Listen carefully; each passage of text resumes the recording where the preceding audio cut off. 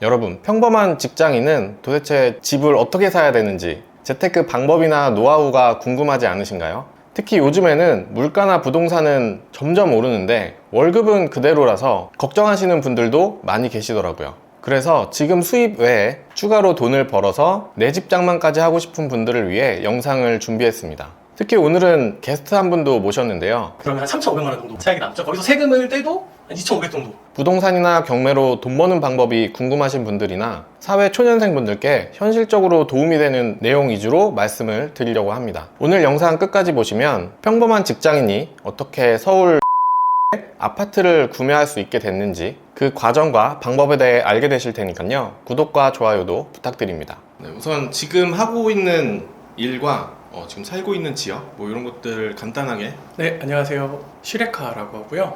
현재 그 송파 헬리오시티 작년에 매수해서 올해 입주를 했습니다. 제가 어떻게 해서 부동산만으로 부자는 아니지만 서울에 내 집 마련을 하게 됐나? 저는 3단계가 있었습니다. 첫 번째는 청약이고요.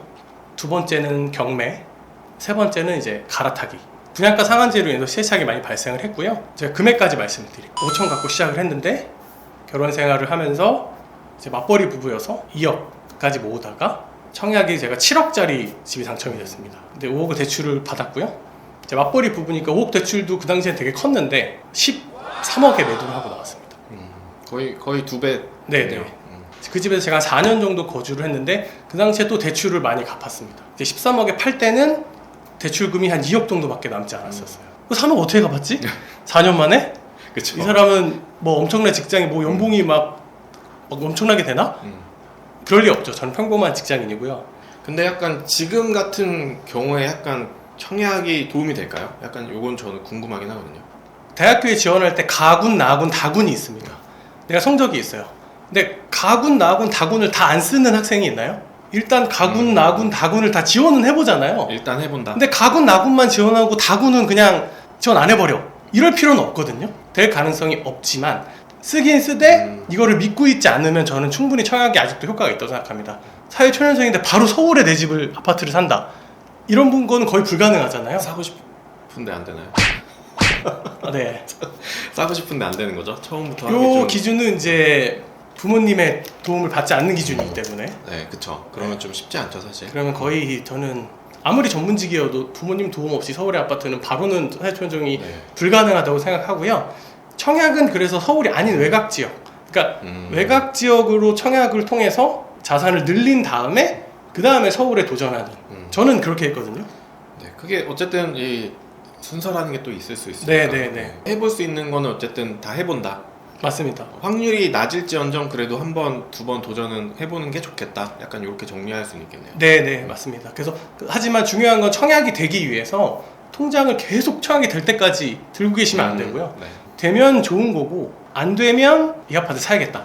딱 이렇게 정해놓고는 3년 동안 청약을 노리시는 건 괜찮아요.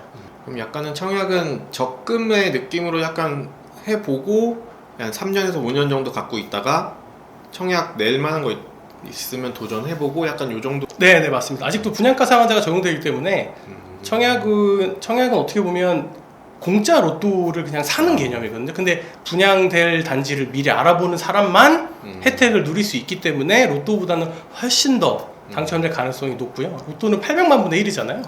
청약은 아무리 좋은 단지도 뭐 1000대 1 이렇기 때문에 로또보다는 훨씬 더 가능성이 높다고 봅니다.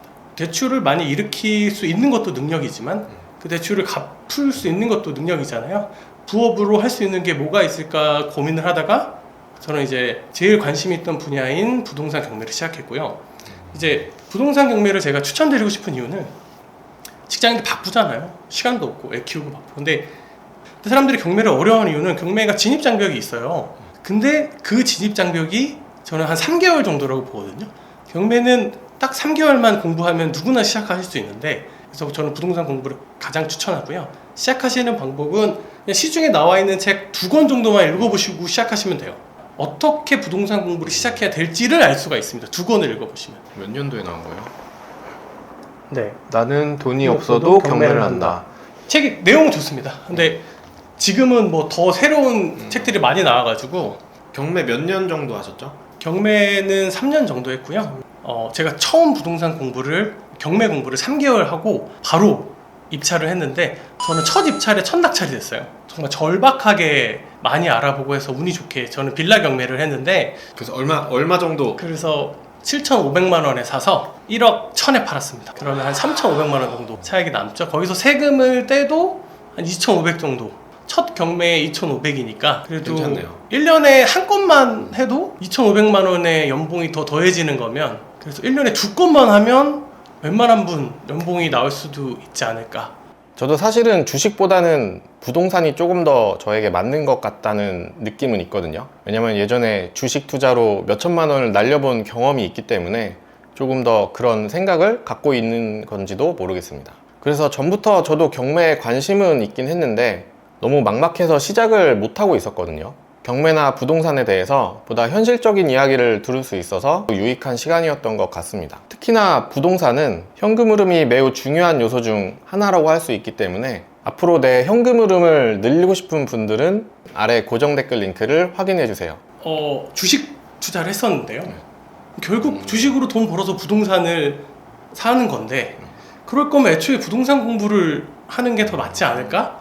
라는 결론이 들었고 그때부터 퇴근하고 매일같이 부동산 공부를 했는데요. 한 2-3시간씩 그래서 한 3년 정도? 그래서 제가 만약에 막상 부동산 공부라고 하면 되게 막연하실 수가 있어요. 네. 부동산 공부가 뭐야? 저도 되게 막막할 것 같아요. 네, 부동산 공부가 뭐지? 그냥 뭐 임장 다니면 부동산 공부인가?